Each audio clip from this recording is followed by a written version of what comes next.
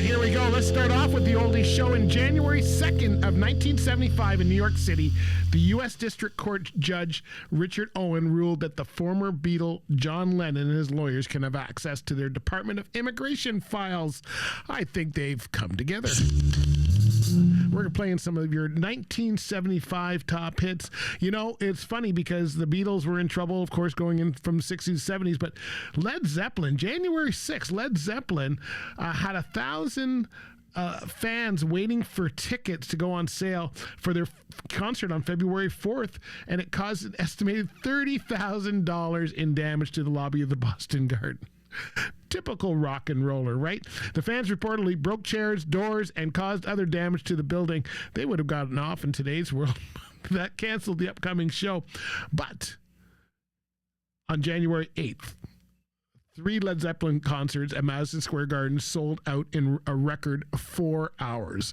My friends, that is rock and roll. Led Zeppelin for you right there, because it was rock and roll back then. Hey, in 1975, Stevie Wonder had Album of the Year. I say he considered this signed, sealed, and delivered. They had the 17th annual Grammy Awards. Andy Williams was hosting. Remember Andy Williams for sure. And like I said, Album of the Year came in by Stevie Wonder, but Song of the Year or Record of the Year actually came in by Olivia Newton-John. Remember her with I Honestly Love You. Olivia Newton-John with Jim Brickman on that one. That was a Record of the Year, and this was Song of the Year, and I'm sure you know this lady, Barbra Streisand. And for you, that song was the big song in 1975. Oh, so many things happened. Paul McCartney and Linda, they got arrested for having 170 to 225 grams of marijuana in her pocketbook. Alice Cooper was a new solo artist back then and began his tour Welcome to My Nightmare in Kalamazoo, Michigan. This show was the largest stage spectacle of the time. And he sang about being 18. I was only 12. Now, here's a concert that you want to be at. Here is a concert that you want to be at. Back in March 23rd of 1975, Bill Graham stages what they call Snack. I would have gone just for the snacks, but this is Snack. Students Need Athletics, Culture, and Kicks. It was a charity concert in San Francisco, California to benefit the city's educational system. Why is it always the creatives that are stepping up? That's what I want to know. 60,000 people came to see the Grateful Dead, the Doobie Brothers, Santana, Jefferson Starship, Tower of Power, Eddie Powell, Maria, Joan Baez, Graham Central Station, Neil Young, the band, and even Bob Dylan showed up. My gosh, that must have been a concert. Here's a little Grateful Dead to get us started. The concert, I think for sure. That was Santana for sure. And of course, a lot of other ones were on there as well. Probably one of the biggest one. This movie premiered in London in the same year, 1975. The Who came out with Tommy, and I think we need to play this one. Here's Pinball Wizard.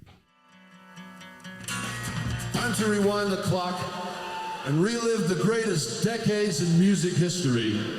DJ Bruce is spinning the hits from the 60s, 70s, 80s, and 90s right here on the Oldies Show.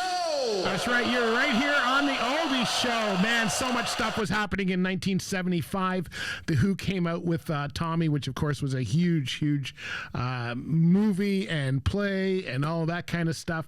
The Rolling Stones that year started their North American tour from the back of a flatbed truck. Now that just totally fits our show.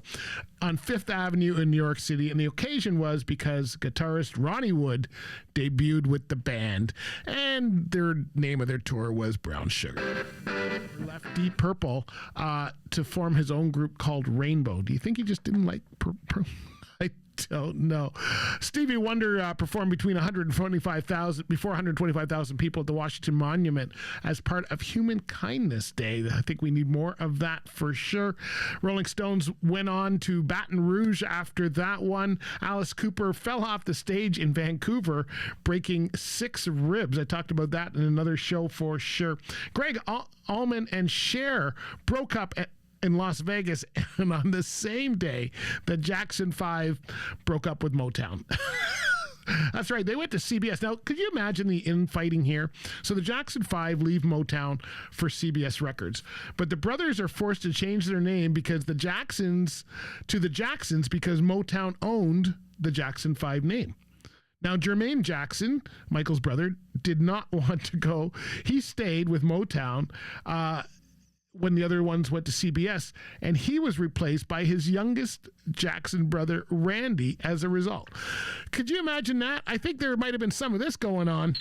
I want you back. My God. For you. We've got so much happened in 1975. We need about 4 shows to get through it. Jackie Wilson had a heart attack. The Bee Gees were back with number 1 with Jive Talkin'. Pink Floyd released their 9th album. John Lennon was allowed to stay in the U.S. John and Yoko Ono had their son. Rock band Kiss earned publicly by playing the homecoming dance of Cadillac High School in Cadillac, Michigan. There you go, right there. But I think this one here, I'm going to go out with this one because we haven't played any country really here. On July 4th, the Texas Senate declared the 4th of July Willie Nelson Day. More than 70,000 fans visit Liberty Hill for the 3rd annual picnic and country rock show headlined by Willie himself. I think that gave him on the road again. Thanks for listening to the Oldies Show, everybody. Hope you have a great one today. Be safe, whatever you're doing. Enjoy your lunch, and we'll catch you next time. Bye for now. On the road again.